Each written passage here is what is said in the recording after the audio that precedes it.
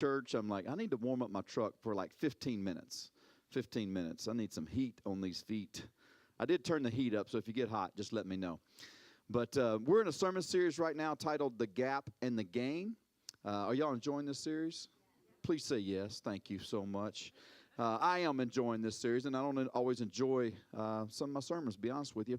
But I really like what we're talking about right now. We define the gap as the distance between where you are and where you want to be. And the problem with living in the gap is that you're once you get to point B, you're going to want to get to point C. And then the problem with the gap is that you're always focused on what you do not have. And when you're focused on what you don't have, you become ungrateful and unappreciative of what you do have. And you start to look at God and say, well, God, how come I don't have all these things? And you start to appreciate what God has done for you. And the truth is that in the gap, it's really being the opposite of being content. And God says to be content in all things, right? Paul tells us that in the New Testament. Be content in all things. And in the gap, we're never going to be content because we're always focused on what we do not have. And sometimes we look at God and say, God, shouldn't you do more for us because I don't have these things? When it's really us that should look at God and say, what else should we do for you and your kingdom? And we look at God and say, you need to be doing more for us, which is not the truth.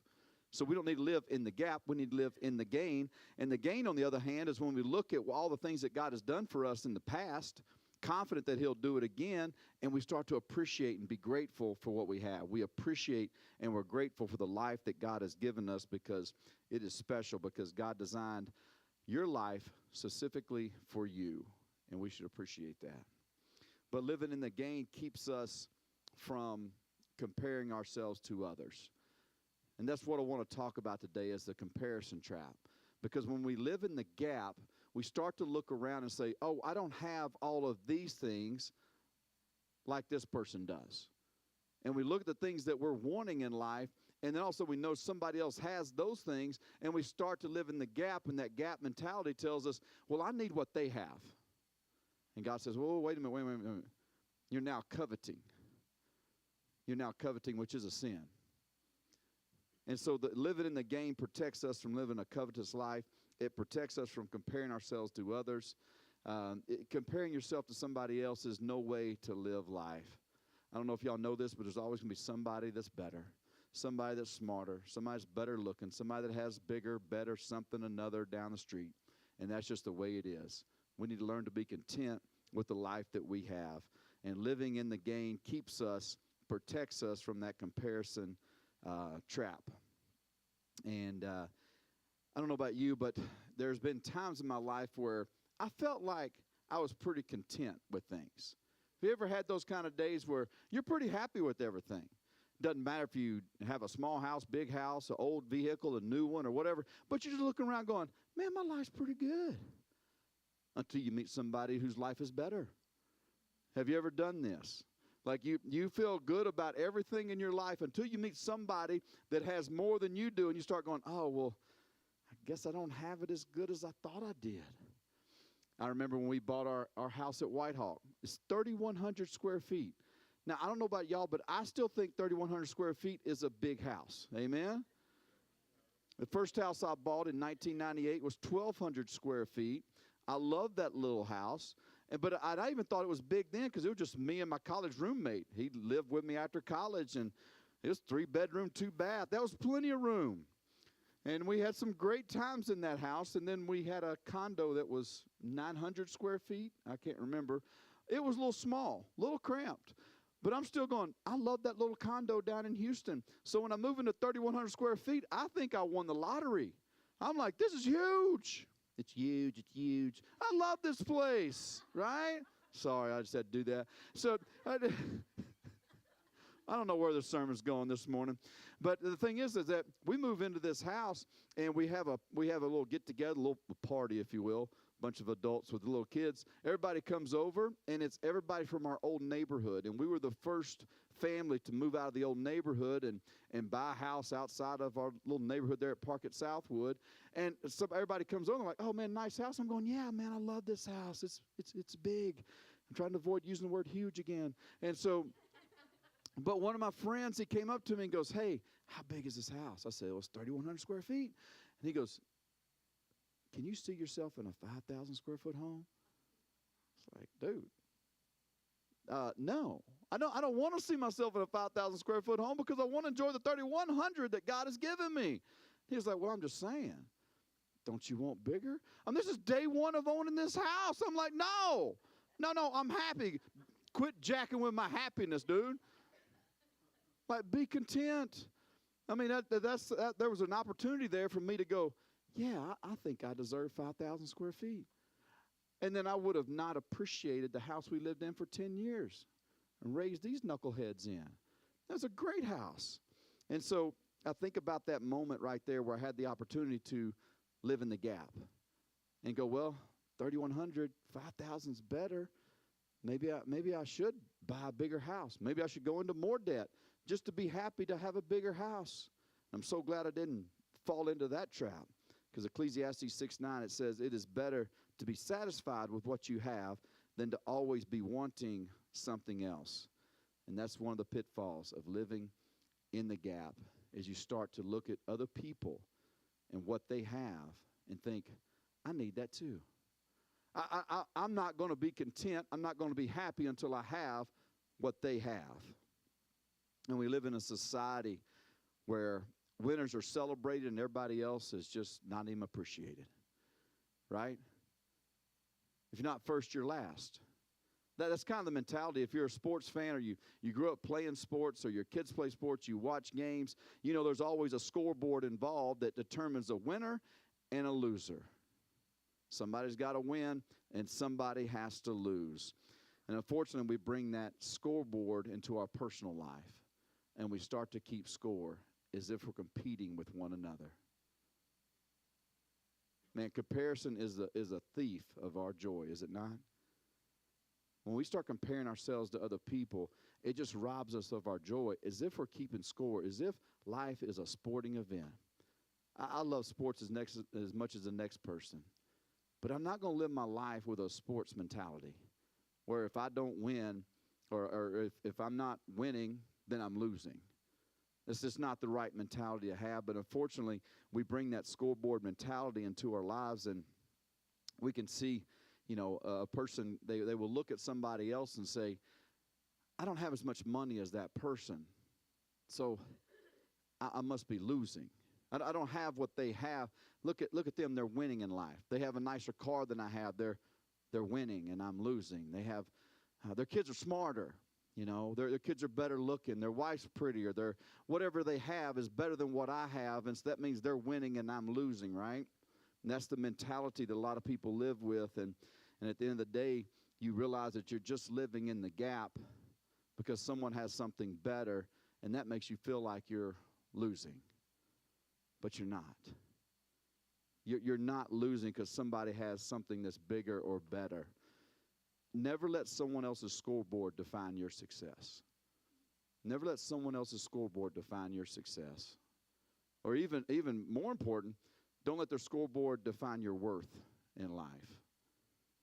Nobody's keeping score. A lot of times we're the only person keeping score. You realize that?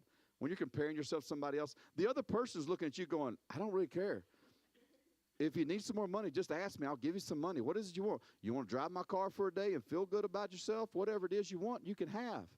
The other person is generally not keeping score with us. We're generally the one keeping score, trying to catch up with that person. We just got to stop. I coach Lola's little 5th grade girls basketball team. And trust me when I tell you, I never thought I could coach little girls doing anything. I'm a rather intense coach. I have a high standard. I know, laugh. I have a high standard when it comes to playing football, basketball. And so I always looked at the girls' squads and been like, I'm so glad Lola doesn't want me to coach her team. Well, lo and behold, this year, I'm coaching girls basketball, and I can't even say it without laughing because it's so comical. I love these little girls. They are so sweet. They're so sweet. And it's like half of them are cheerleaders, okay?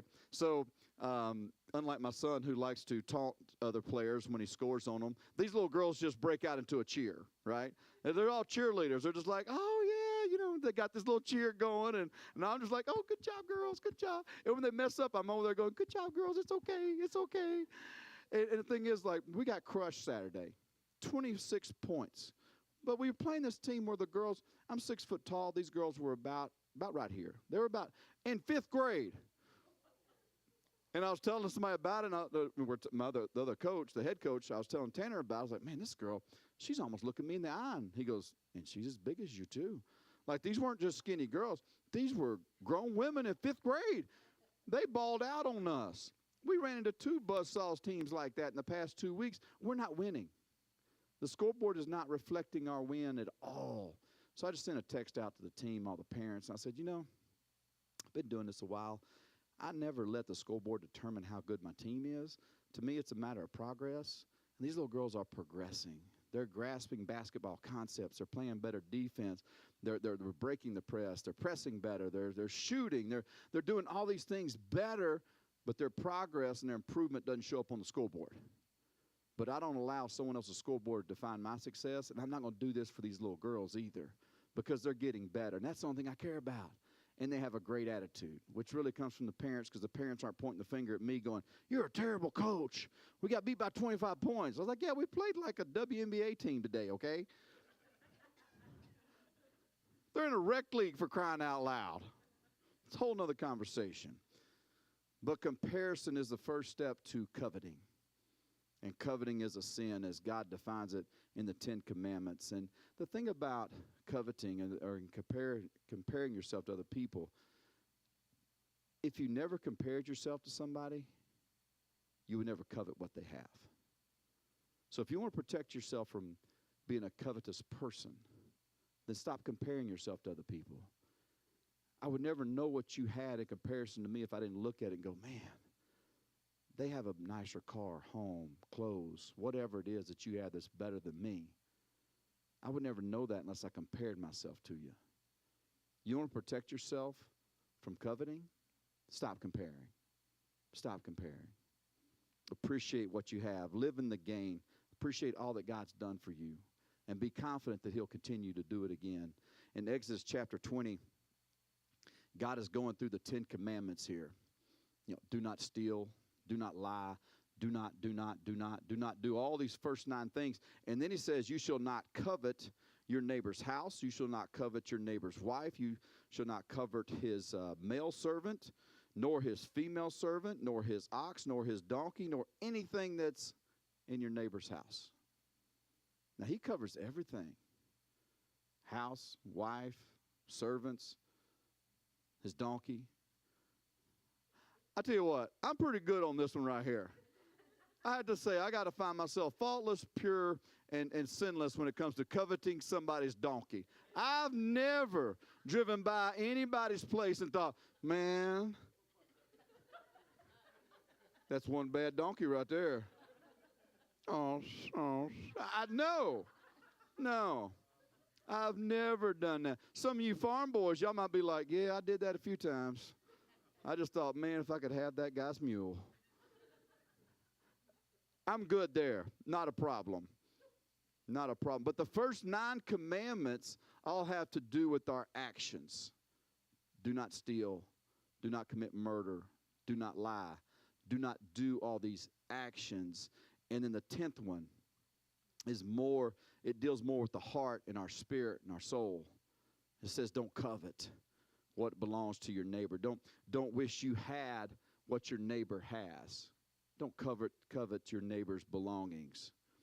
The word covet here means to pant after. Everybody here probably has been around a dog and seen a dog pant before, right? That they pant because they're really excited about something. You shouldn't go to your neighbor's house, your friend's house, and be like, oh man. Did you see the towel they had in their house? Oh, imported from Egypt. I can't believe this. Did you see how big that house was? Did you see that car in the garage? Oh man, it's brand new, wasn't it? Mm-hmm.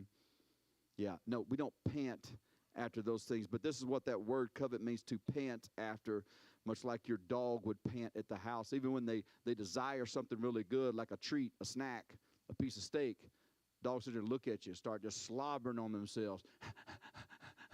Right? That's what God says. That's what you're doing. That's what you're doing when you go to your neighbor's house, to your friend's house, or when you drive by somebody's house that you don't even know. He says, don't covet it like a dog. You're not a dog. You're a child of God. Appreciate what you have.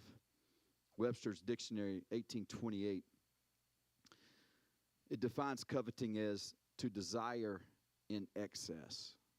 To desire in excess. Wow, that's strong. That hits home. That hits home. You know, if you're a Dave Ramsey fan, Dave always says, hey, you need to have 3 months of living expenses saved up. Cash money right there, right? And then we have other goals that we want to save money. And I'm not against saving money at all. I'm trying to save money too. I'm trying to make money.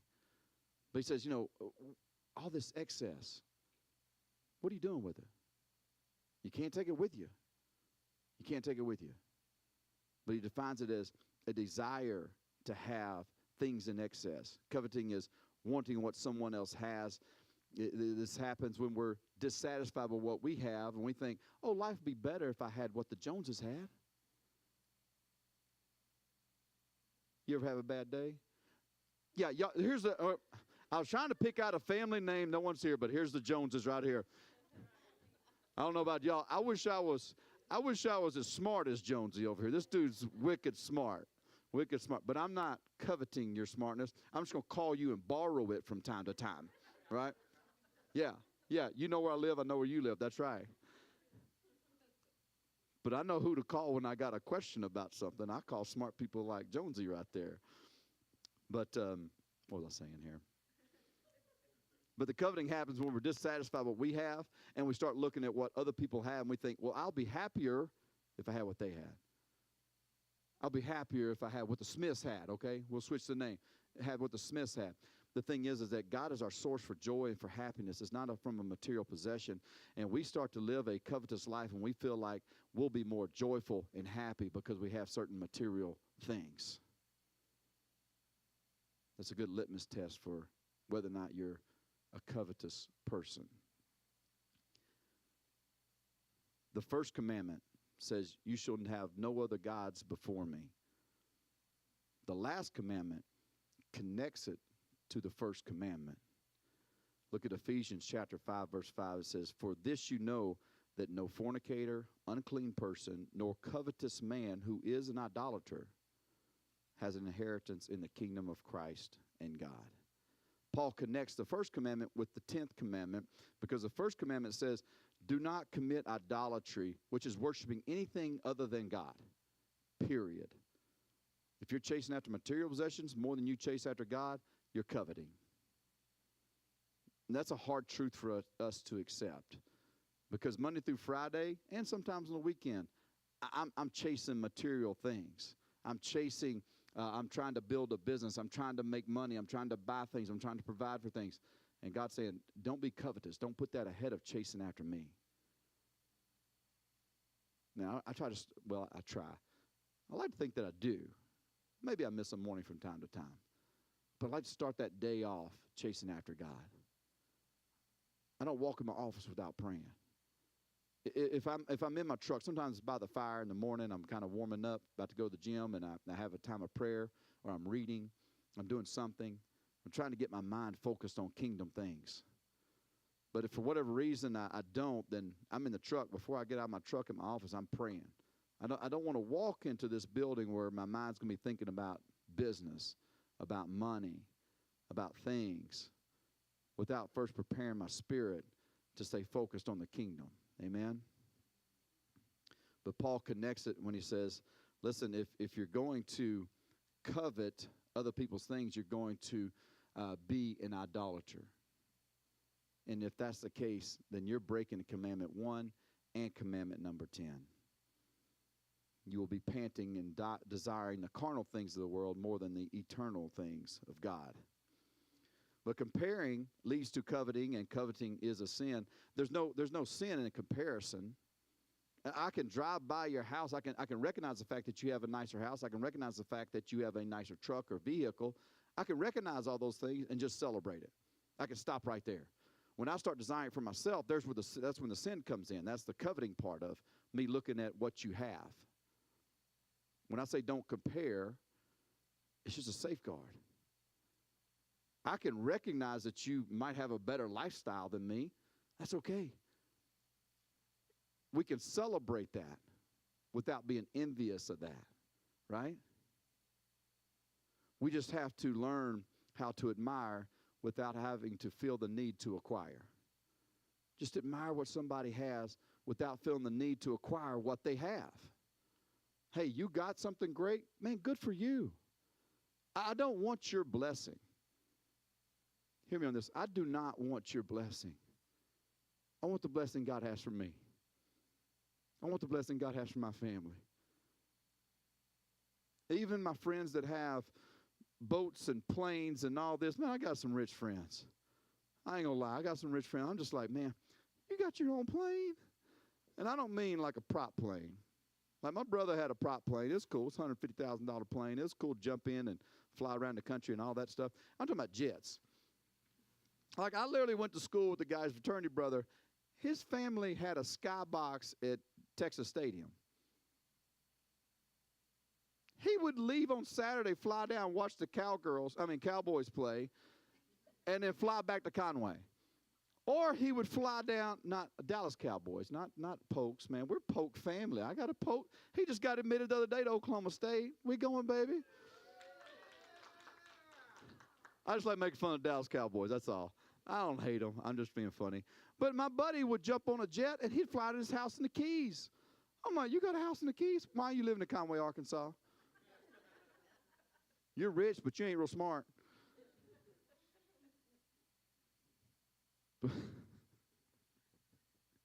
But I can recognize that he has a comfortable lifestyle. He's got some cool things without coveting what he has. Hey, man, good for you. Can I go to the next Dallas Cowboy game with you? Can I go to the Keys with you? If somebody has something that I don't, I just try to be friends with them, right? Like I'm not as smart as Jonesy, but I'm friends with Jonesy because I need to know things in life, especially legal matters. Hey, buddy, what's going on with this? Do we need to sue somebody? No. But God says in Proverbs chapter 4, he says, let your eyes look straight ahead. Fix your gaze directly before you. Give careful thought to the paths of the feet of your feet, and be steadfast in all your ways. Do not turn to the right nor the left, but keep your foot from evil. Fix your gaze straight ahead. God's saying, focus on what's in front of you, not what is to the right and to the left. Those are distractions. Those are distractions to get you off your path of righteousness. Those are all distractions. All these things that people have is distractions. Scrolling social media, distraction. Anytime I scroll social media, and I am on social media, I love Facebook, love to post on Facebook. But when I start looking at the people's vacations and all their things, I'm like, golly, man, I'm missing the boat. But it's just a highlight reel, people. It's just a highlight reel. There's literally people, this is funny. There are people back home that think that we have this huge mega church. All because of social media. They're like, you're always on Facebook and you're preaching and doing all this. I'm like, dude, no. I wrote a post one day, and it was about my brother Frank. And one of the guys, he lives in Georgia, he said, hey, this is beautiful what you wrote about your brother. You should have one of your staff members who's a songwriter write this and put it as lyrics, make a song out of it. I was like, bro, I don't know how to break this to you, man.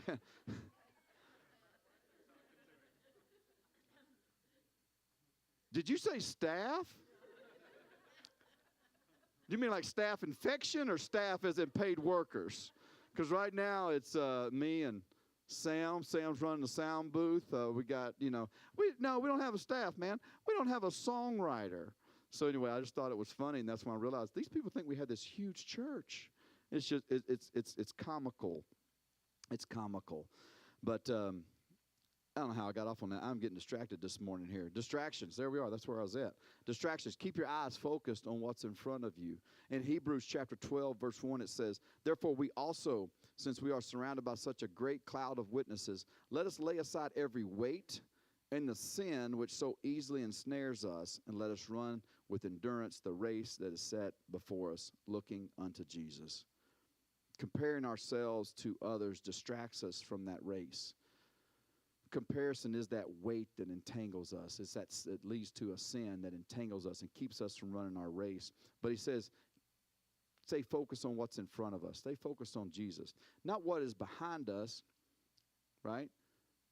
Not what is to the right or to the left, but staying focused on what's in front of us. Have you ever been to the horse races? Anybody ever? Nobody wants to admit to gambling in church. I understand that. Thank you. 3 honest people, 4 honest people. Okay. There's a few honest people. It's okay. Go to the horse races. Just don't gamble away your life savings. But the horses, they wear what? Blinders. They're called blinkers to some people if you don't get real technical about it. But blinders, and the reason they wear the blinders is the horses, they want their horses to look straight ahead. They don't want the horses distracted by other horses that might be getting close to them, but they also don't want them to be spooked by anything. They don't want to be distracted by anything. It's just they want their horse looking straight ahead, right?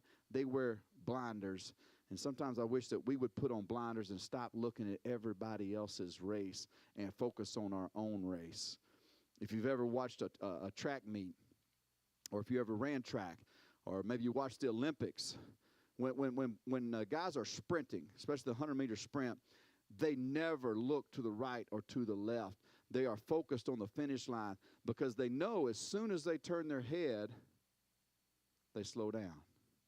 It's hard to run straight ahead when your head is looking this way because now you've turned your body to the side and you slow down. You physically slow down. And so looking around is horrible running technique, horrible running technique. And so they stay focused on their race. But it's human nature for us to look around while we're running our race, is it not? When I coach Mace's football team, we always race. We'll find out who the fastest kid is, right? Especially beginning of the season, who's going to be the running back, the wide receiver. I need to know who has the speed on the team. And plus, we just want them to get used to competing with each other just for football purposes. And it never fails. Little kids are the worst about it. As you grow older, it's a learned skill not to look around, but it's human nature, especially at a young age. And so they all line up and they're racing, and literally they're all looking back to see where they're at. Before the race is even finished, they're looking around to see, am I winning? If I am winning, how much am I winning by? Or if I'm not winning, am I in second place, third place? And I keep telling them, guys, listen, I can see you slow down as soon as your head turns. As soon as I see the helmet turned, you're going this fast. Like, it's a screeching halt. Just keep your head and eyes straight forward. And that's the way it is with us because we're running our race, and every time we look around to see if we're winning or if we're in second place or who's coming up on us, we slow down. It impedes the race that we run. It hinders us, and we don't even realize it. It's just in our nature to look around and rank ourselves to figure out, are we winning in life? What's the scoreboard say right now? I have to know how good I'm doing based on how good you're doing. That's human nature. But we need to be like these horses that put blinders on that just says, doesn't matter. Doesn't matter what everybody else is doing.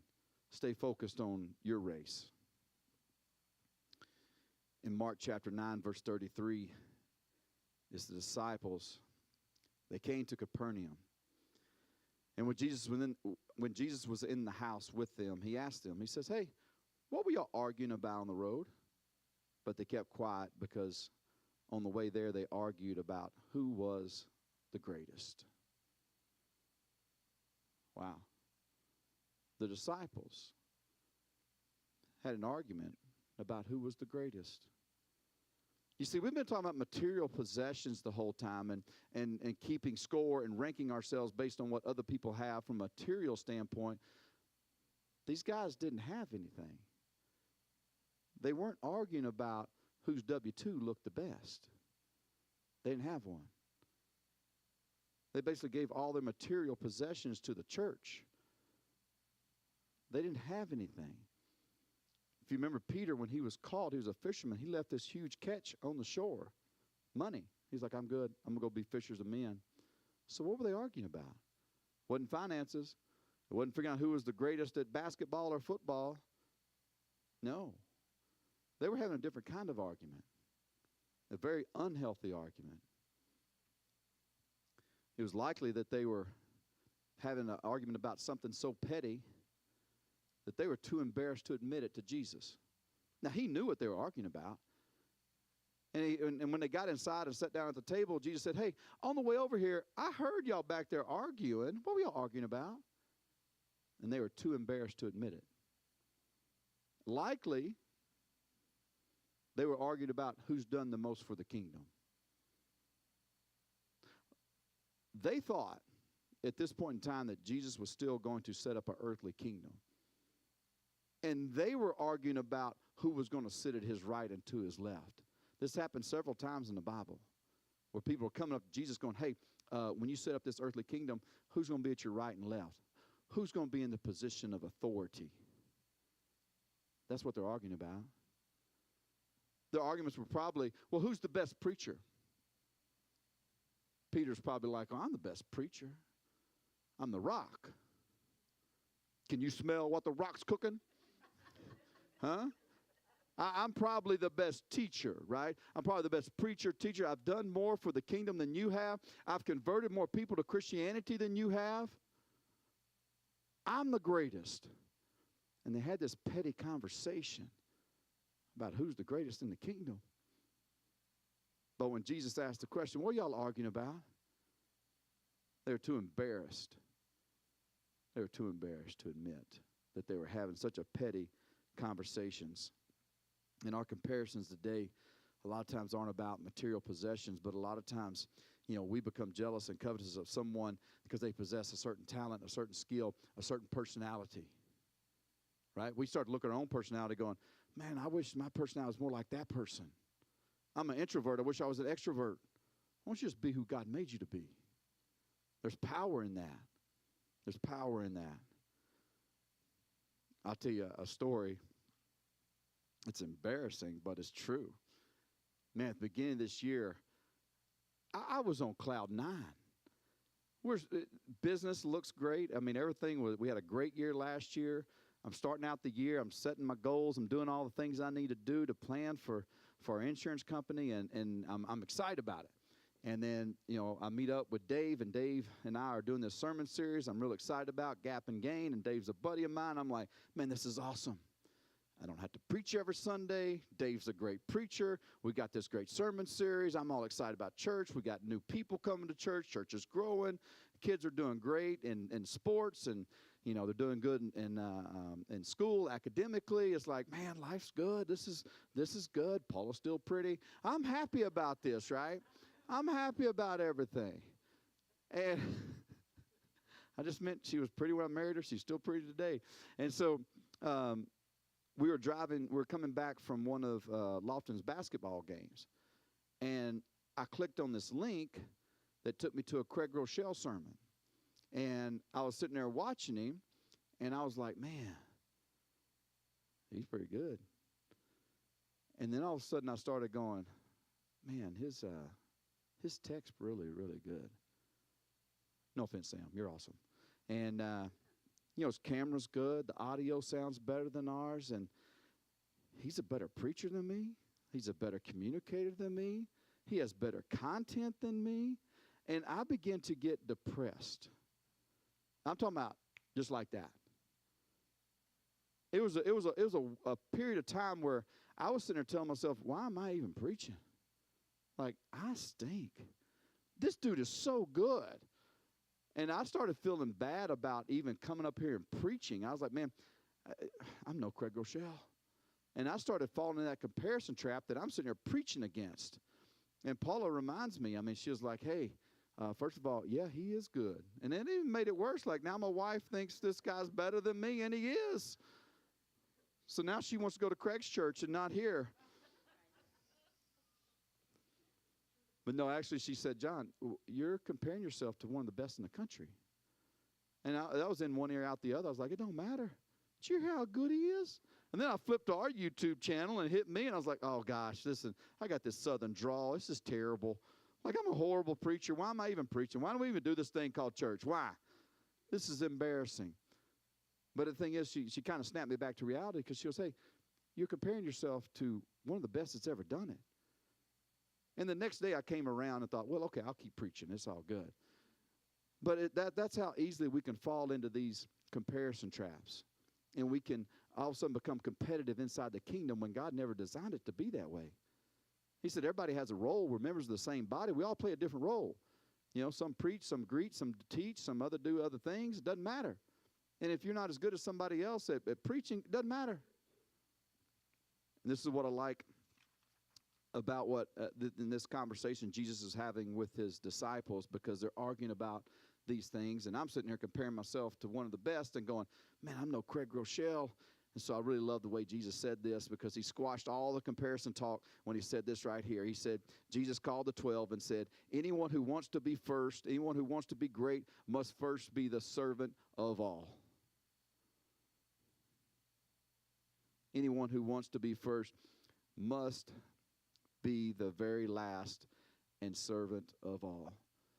You want to have an argument about who's the greatest? Serve more than the next person.